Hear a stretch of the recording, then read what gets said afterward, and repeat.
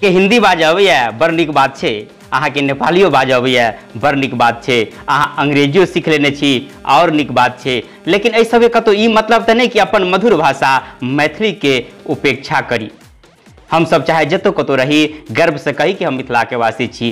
तऽ अहाँ सबके जे ई मालूम है कि जे श्री रामचरितमानस में तुलसी बाबा माँ जानकी जी के नाम मैथिली कह के संबोधित केने छथिन, यानी कि हम सब जे भाषा मैथिली बजै छी आ मैथिली जे भाषा के नाम लै छी तऽ माँ जानकी के नाम सेहो अबैया।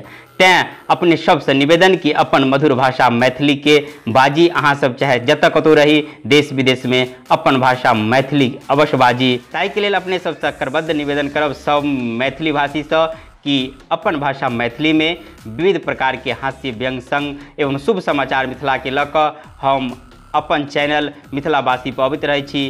ताहि के लेल अपने सबसे निवेदन करब कि अपने सब मिथिलावासी चैनल के सब्सक्राइब अवश्य करबै। जय मिथिला, जय मैथिली।